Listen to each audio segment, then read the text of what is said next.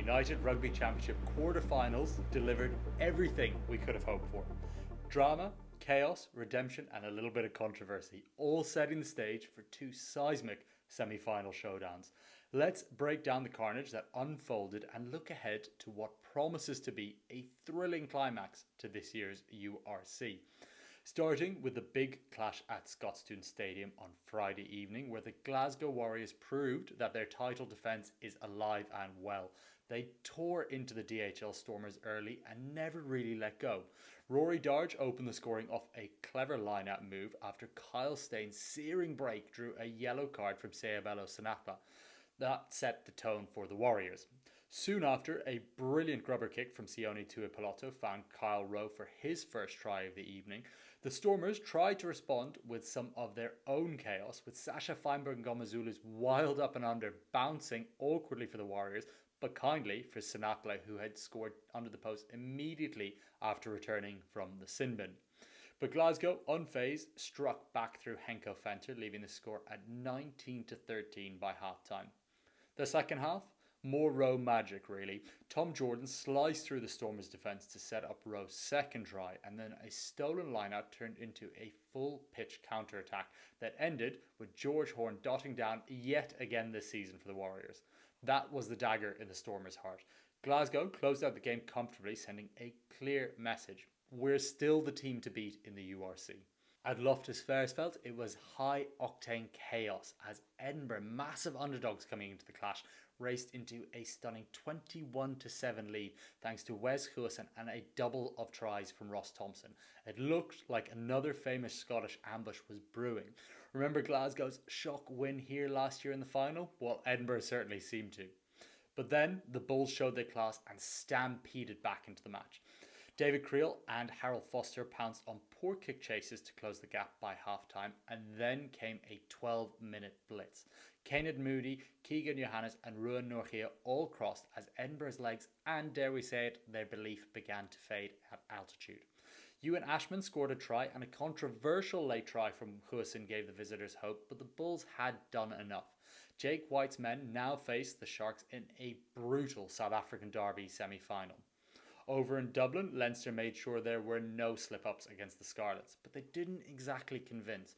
Early tries from James Lowe and Jamieson Gibson Park gave them a 12-0 lead, but Scarlets fought back impressively. Tom Rogers finished a slick move, and Blair Murray's try on the stroke of half-time narrowed the gap to just 1 point. Leinster flexed their depth in the second half. Jamie Osborne finished off a neat chip from Sam Prendergast, who to that point had struggled in the fixture. And after a Scarlet's yellow card, Hugo Keenan powered over for their fourth.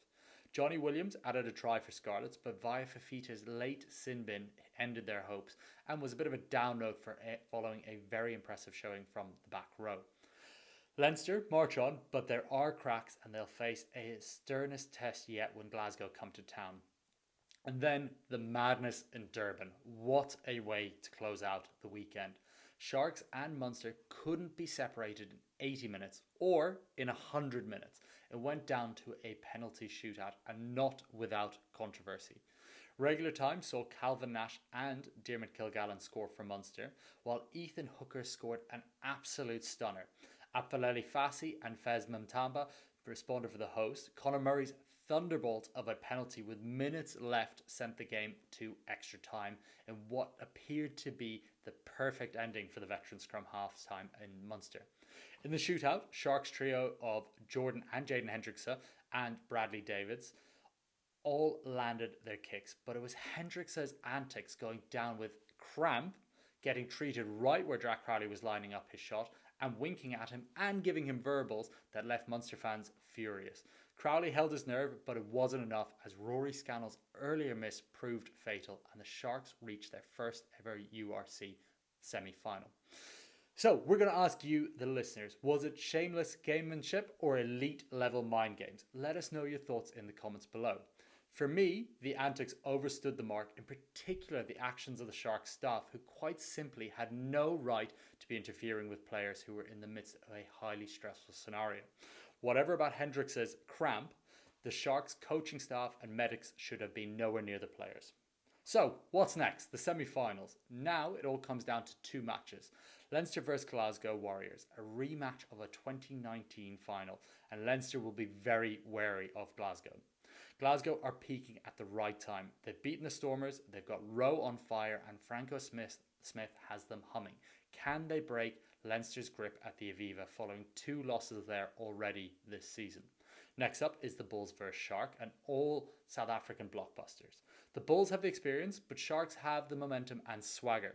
Hendrikse may be the villain of the week, but his team has a shot at a first ever grand final. 4 teams, 2 continents, 1 trophy. The URC semi-finals kick off on Saturday, June 7th. You won't want to miss any of the action, which will all be live on FloRugby. Make sure you like, comment and subscribe for more URC breakdowns, and we'll see you in the semi-finals.